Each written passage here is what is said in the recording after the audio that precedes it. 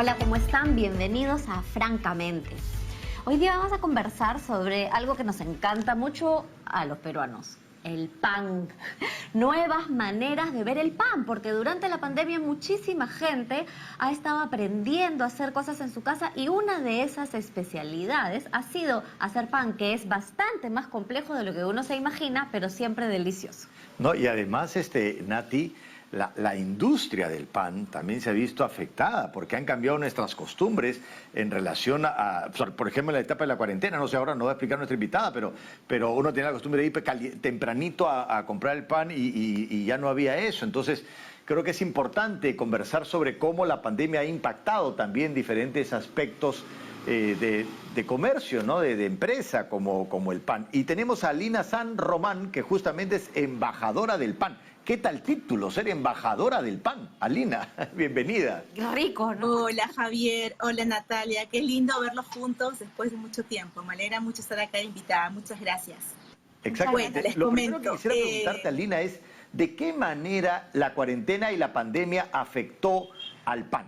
Bueno, el pan es un elemento para nosotros mágico, bendito, y a pesar de haber estado en pandemia, hemos tenido pan. No ha parado los negocios de panadería en toda esta etapa. Lo cierto es que efectivamente todos los demás, muchísimos mejor dicho, han cerrado, pero el pan se ha visto siempre como un elemento necesario día a día y es lo que el sector de panadería no paró. Los panaderos tuvieron que seguir haciendo pan, los negocios de panadería tuvieron que seguir manejándose. Hubieron sí, obviamente momentos críticos, pero gracias a Dios no se impactó como otros sectores. Y eso para nosotros también obviamente nos ha servido para seguir continuando. Es una buena noticia. Ajá. Y entonces, ¿cuál es el giro que ha dado todo esto?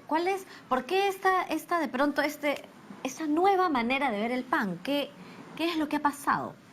Bueno, la pandemia nos ubicó en la casa y todos queremos al estar en casa obviamente estamos con la familia, queremos compartir.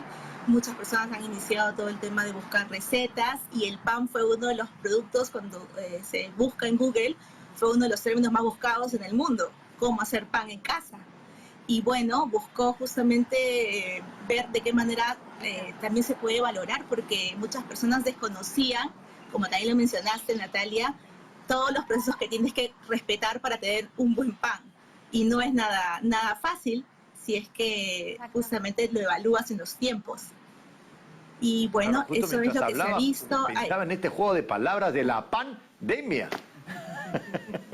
Pandemia, así es. Y el pan no ha faltado, pero en el mundo. En Francia también uno de los grandes retos fue que la gente además tiene una costumbre de ir a comprar pan todos los días y les chocó muchísimo tener ahora que migrar a una compra tipo interdiario, semanal.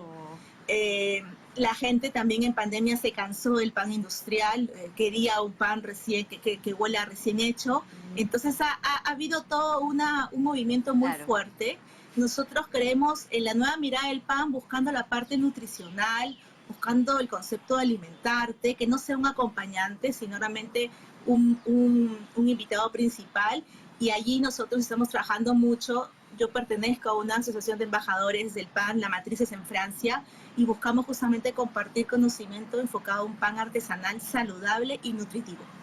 Claro, porque en Francia efectivamente va la gente y se compra su baguette y caminan en la calle con su baguette. Claro. O sea, no un pancito, sino el baguette y se lo van comiendo mientras caminan. Pero yo juraba, Nati, que el hecho de que no podamos salir a comprar el pan calientito, pensé que lo había afectado, pero qué buena noticia saber que fue todo lo contrario, fue un impacto positivo porque hemos estado pensando mucho más en el pan. Se le dio por preparar, por eso acá nos están comentando que se acabó la harina en un momento, porque la gente decía, yo lo que quiera, pero no me quedo sin pan. Exactamente.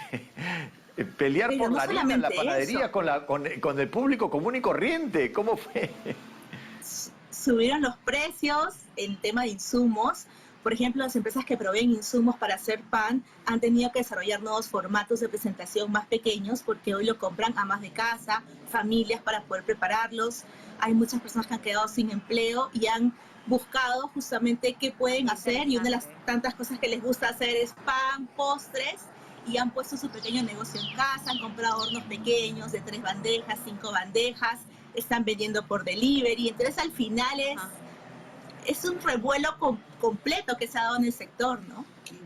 Sí, la sensación otra de las cosas que les ha quería. subido enormemente la calidad del pan, Exacto. ¿no? Porque ya efectivamente ya no nos contentamos con el pan de bolsa. Claro, pero sino lo que pasa... o sea, buscas un pan especial, horneado rico y que creo en términos de salud, que tú también estás señalando eso, bien importante, o sea, no está tan procesado, los ingredientes son de mejor Claro. calidad, no tienen preservantes. No, y lo que has mencionado, Nati, que en Francia, por ejemplo, la gente tiene mucha costumbre de comer diversos tipos de pan, y en el Perú, si bien somos paneros, no comíamos una enorme variedad, habían 2 o 3, Nos pero gusta ahora... el pan francés, que es peruano. Claro, que no es francés, que es peruano. Pero ahora con esto pues se implica una mayor variedad también, ¿no? Y mayor calidad, como dices tú. Y cuando hablamos de calidad es bueno tener presente que el respeto a los tiempos es indispensable. Ya no, el peruano ya no quiere comer un pan mágico, que es de un momento a otro poderlo tener, sino quiere saborearlo, quiere degustarlo, y esto te va a permitir poder tener una mejor ingesta, una mejor digestión, y a la vez el cuerpo va a poder valerse de todos los nutrientes del pan, pero para ello tienen que tener un previo reposo. Y es por eso que hoy ya pueden comparar lo que es un pan rápido a un pan artesanal, ¿no? Con descansos. Pero quiero entender, Alina, porque, a ver, en la lógica, digamos, del mercado, si todo el mundo comienza a hacer pan, como dice Nati, puede ser que el estándar de calidad, porque hay mayor competitividad, puede aumentar, pero me parece lógico que las panaderías se vean afectadas al cada uno hacer su propio pan o surgir un montón de pequeños negocios de gente que quiere vender pan. Pero tú me dices que no, que las panaderías no se vieron afectadas. Entonces, ¿cómo funciona esto a nivel económico, no? Es que ya no les interesa lo industrial, Yo- sino más bien lo local, ¿no? Y es buenísimo tener cerca de tu barrio el panadero especialista. ¿Pero así ha sido, Alina? Lo que ocurre es que hay una tendencia hoy, que es la famosa, el eje de radio que hoy las personas van a empezar a mirar, son 20 minutos a la distancia. Todo lo que tengas a 20 minutos a la distancia vas a poder tú dirigir, porque obviamente los tiempos cada vez van a ser Claro. menos propensos por todo lo que se está viviendo. Entonces, las panaderías tienen que reinventarse desde mi punto de Exacto. vista en ofrecer panes justamente de la misma manera, de alta calidad, artesanales, que no necesariamente tienen que ser costosos, pero sí que tienen que tener diferencias. Y cuando tú haces pan en casa, me ha pasado a mí, porque lo he hecho en la pandemia, he hecho mis panes en casa con mi horno eléctrico, pero hacer mi pan, que es el que yo respeto con tiempos, lo tengo que tomar mínimamente un día antes, la masa previa, y al día siguiente la elaboración. Entonces, hacer todos los días ello tampoco es que a menos que seas un amante en la panadería, lo vas a hacer. Entonces, siempre va a estar la opción de tu panadería de barrio, ¿no? De tu panadería cercana. De todas maneras, yo te quería preguntar sobre eso, ¿no? Porque, a ver, el pan artesanal trabaja desde la masa madre, ¿no es cierto? Que eso es todo un proceso en el que hay que tener conocimiento químico y, o sea, te tiene que gustar, ¿no? Es trabajo de artesano realmente y tener muchísima paciencia y observación y luego amasar y amasar. Entonces, mi pregunta es, ¿cuál es tu vocación de hacer eso? 1, y 2, ¿qué te ha enseñado a ti este proceso sobre la vida? En mi caso, yo vengo de una formación de abogada. Entonces, cuando entro al sector de panadería es totalmente ajeno a mi formación. Y me terminó de envolver y de enamorar. Wow. Y totalmente. Por muchos motivos. Uno de los principales es que para mí hacer pan es terapia. O sea, yo me relajo muchísimo haciendo pan. Hay una conexión muy interesante cuando tú tocas las masas, las empiezas a trabajar. Hay una sensación muy especial y yo termino muy relajada luego de hacer pan. Cansada, pero relajada. O sea, feliz, con una satisfacción increíble. Y el otro momento especial que siento es cuando lo comparto en casa. Tomo un lonche con un pan hecho en casa. Mi hijo es mi principal fanático y es algo súper, es indescriptible. Por otro lado, es importante también mencionar que todas esas sensaciones al ser humano le hacen muchísimo bien, te generan muchísimas sensaciones positivas que te generan un alto nivel de bienestar. Entonces, al final, si realmente te gusta hacer eso, va a ser como un hobby, ¿no? Como cualquier hobby que puedas tener. A unos les gusta pintar, a otros nos gusta hacer pan. Pero a ver, Alina, ya veo que embajadora del pan, si eres abogada, de pronto eres defensora del pan. Me gustaría que defiendas el pan, a ver si este mito es real, porque también hay que cuidar el peso. Yo ahorita he dejado el pan, ¿no? Y no es justo verte a ti rodeada de pan provocándome, ¿no? Entonces, quiero que me digas si eso es un mito, si realmente el pan es el enemigo de la dieta, ¿no? A ver, quiero que De me lo convenza. bueno poco. Nadie te ha dicho que te comas Mira. 14 panes. No, pero ni siquiera a veces uno, entonces dime tú, Alina. Mira, te cuento. Efectivamente, nosotros tenemos todo el respaldo, por ejemplo, de los especialistas que son los nutricionistas. Aquí nos acompaña la Red Peruana de Nutrición y Alimentación en Perú, con Fabiola Jiménez, que es la directora, y hay todo un respaldo, pero tenemos que saber primero diferenciar a qué pan nos referimos. Los panes artesanales, los que tienen reposos, generan justamente que el índice glucémico sea mínimo y quien lo vaya justamente a digerir no tenga este impacto como la otra opción de panes, que son los súper comerciales, por llamarlo así, que obviamente al momento que tú comes un pan, en primer lugar se te hincha el estómago y tienes otros efectos. También por eso existe hoy un grupo muy grande de personas celíacas que no toleran el gluten por ello. Y es porque estos panes, que no son los artesanales, tienen muy pocos tiempos de reposo y además tienen aditivos químicos que, como tienen que suplir el tiempo de la fermentación, que debería ser natural, genera todo este impacto en la salud, y es por eso que existen hoy personas que no toleran el gluten, ¿no? Nosotros venimos no además tolero el de gluten, no sé si es culpa de eso, pero no puedo comer gluten, así que veo tu pan con nostalgia. ¿Pero has No comido puedo pan? No, pero pan que no tenga gluten. No conozco, no he encontrado. He hecho una especie de masa con harina de yuca que me funciona para una pizza bien flaquita. Te van a dar una pero noticia si que no esperabas. tienes ese dato, yo no me voy a olvidar de ti nunca en mi vida. Pero ¿qué tal si lo dejamos en suspenso y vamos a una pausa para ver si le das esperanza a Nati ya luego de la pausa?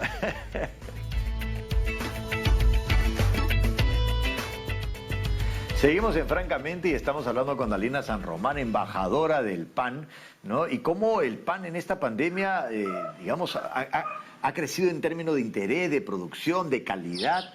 Y bueno, ya me dijiste pues en el bloque anterior, me diste un poquito de esperanza al decirme que si como pan artesanal no tiene que ir en contra de mi dieta, y estamos esperando que ahora le des esperanza a Nati que no tolere el gluten, si hay alternativa para ella de panes sin gluten. O sea, que sean el pan ricos, sin por gluten supuesto. y también porque la levadura creo que también viene del gluten y es un enredo que no termino de entender. El tema del gluten está presente en la harina de trigo. La harina de trigo para elaborar un pan es indispensable, porque justamente el gluten lo que va a permitir es que se genere la fermentación y la masa pueda crecer y obviamente migre de un estado duro a un estado suave, ¿no? Entonces, existen líneas de panes sin gluten, no son los más agradables, definitivamente, Nati, no te puedo decir que es riquísimo, pero bueno, existe personas que lo consumen y lo tienen. Pero yo lo que te podría sugerir, porque nos ha pasado muchos casos, es que cuando tú empieces a probar panes artesanales, vas a empezar a poder medir tu nivel de impacto y te vas a dar cuenta que no es lo que tú tenías antes. Nos ha ocurrido con muchísimos casos, personas celíacas que nos decían, yo soy celíaco, pero como su pan y no siento ese hinchazón, etcétera, todo lo que generan, y efectivamente hay una gran diferencia.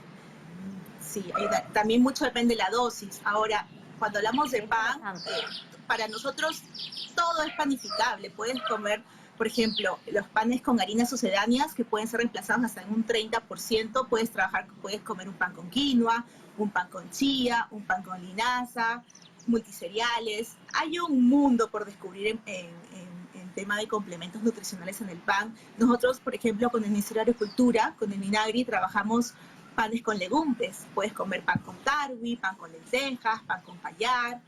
Es increíble lo que se puede desarrollar, y además en un pan, que es lo que también quería compartirles, podemos suplir una ingesta de alimentación tan importante y nutritiva que realmente podríamos combatir muchísima hambre que hoy estamos viviendo en el país.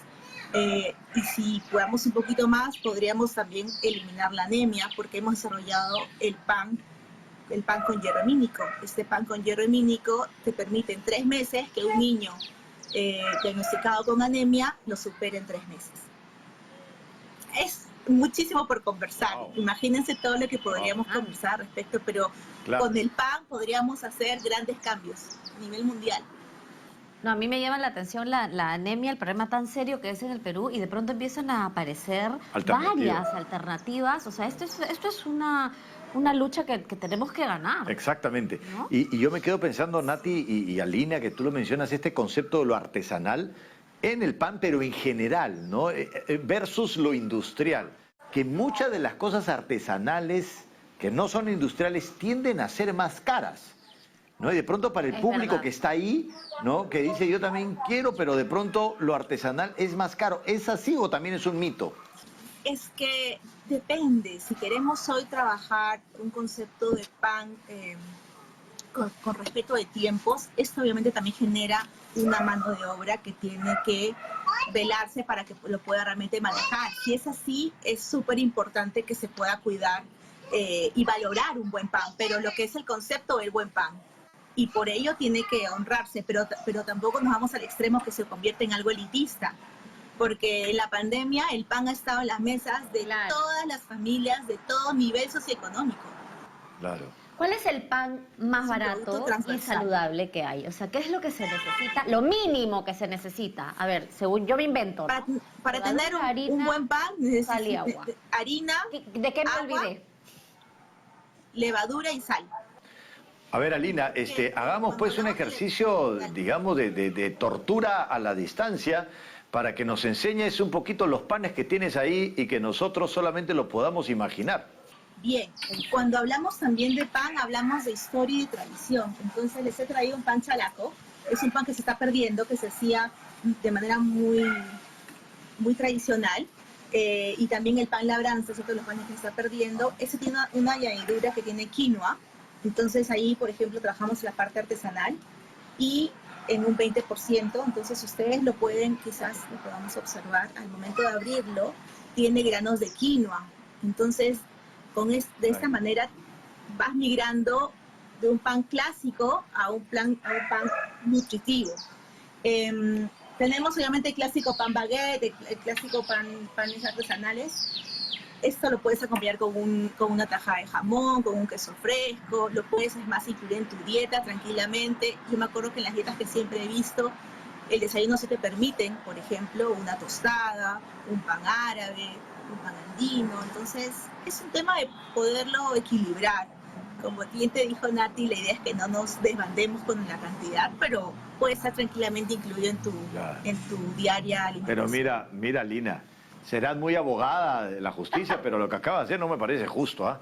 Porque uno tiene que mirarlo a la distancia y quedarse con las ganas, ¿no?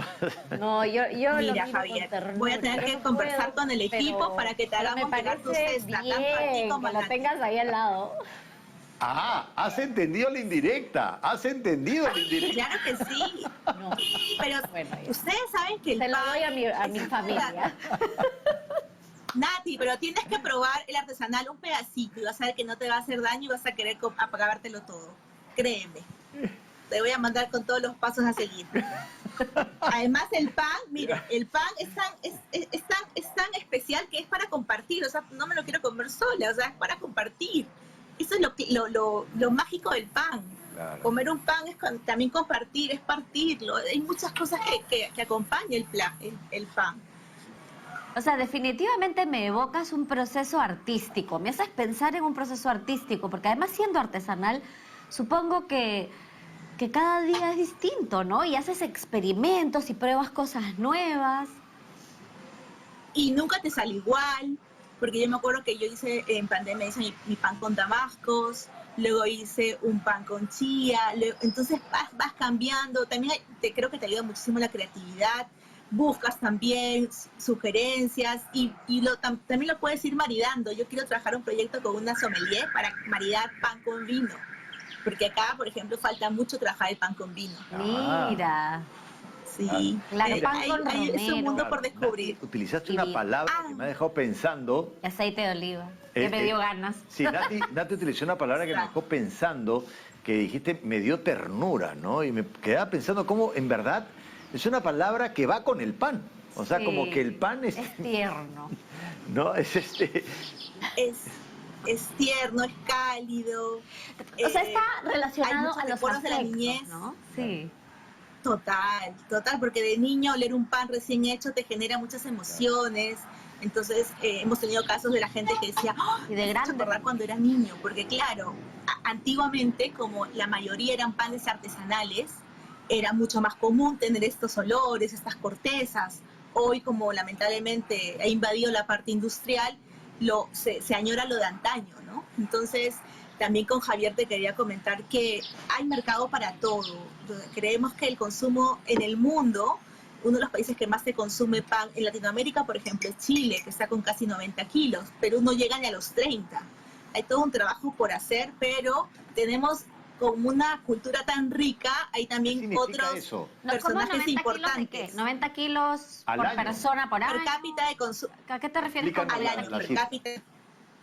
Es un ser por humano, persona por año? 90 kilos al año. Perú no llega ni a los 30.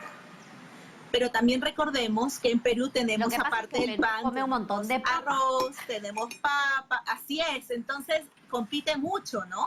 Y como la gente no Claro. tiene normalmente acceso a un pan artesanal, lo deja de lado y prefiere realmente comer su arroz, comer su papa. Pero si empezamos a desarrollar una buena cultura del buen pan, del pan artesanal, yo creo que podríamos hacer muchísimas cosas. Y dejar un poco el arroz, quizás. ¿Existe el pan de papa? Creo que eso Sí. me salvaría con lo del gluten. ¿Hay pan de papa o no? Hace muchísimo. ¿Sí hay? Ah, mira, no lo conozco. Sí, pero es más un bizcocho. Es más un bizcocho porque es súper suavecito en el sentido de que no tiene estas características como un pan que tiene presencia de trigo. Es más un bizcochito, es rico, es agradable. Y la otra opción es que se haga tipo, el gobierno hace muchísimos años quiso motivar el concepto del papapán. Como el Perú es un gran productor de papa, hacer pan de papa. El tema es que la laboriosidad para trabajar la papa, prensarla, hervirla, era muy compleja y lamentablemente se descartó. Pero si ustedes, mejor dicho, si el Perú pudiese promocionar harina de papa, harina de legumbres, harina en todos los sentidos, sería mucho más panificable. O sea, podría ingresar al pan de manera mucho más fácil y práctica. Qué interesante, claro. Claro. Bueno, es toda una industria y con mundo un potencial por maravilloso, ¿ah? No, y además me parece importante, Nati, porque digamos, a nivel de gastronomía el Perú cada vez es más conocido a nivel mundial, pero como dices tú, tan paneros, por más que de pronto muchas personas que están viendo dicen, pero ¿cómo no vamos a ser paneros?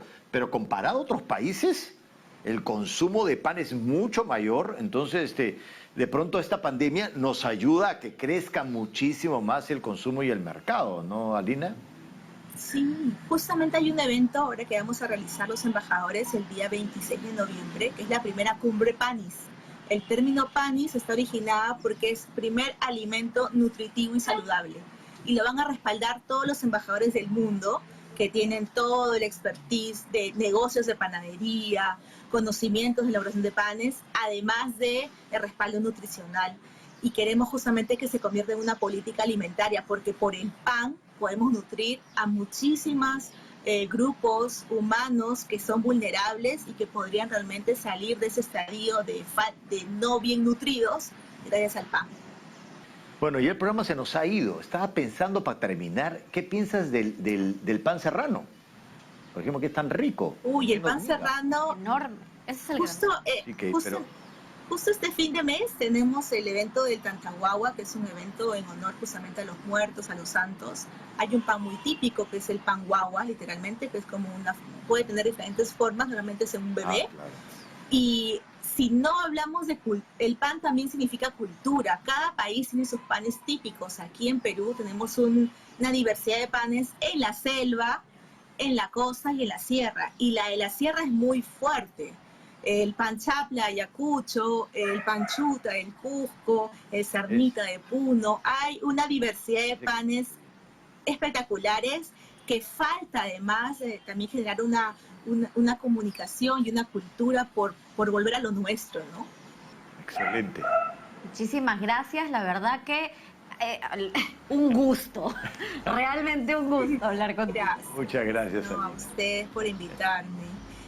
Cuídense mucho y que Dios los bendiga. Y que viva el pan. Gracias. Sí, gracias. Que vive el pero pan. qué interesante cómo hablar de cosas ricas te pone de buen humor. Exactamente, ¿no? Y además recibir estas buenas noticias de que la pandemia ha producido este crecimiento, ¿no? Y en el consumo, en la competitividad, calidad. en la calidad. Entonces, siempre escuchamos tan malas noticias de la pandemia que encontrar que Sí. el pan creció, ¿no? Aumentó, Creció y se ha mejoró. vuelto más nutritivo y una solución para la anemia extraordinaria. Exactamente. Bueno, muchas gracias por acompañarnos hoy día y con nosotros hasta el próximo programa de Francamente.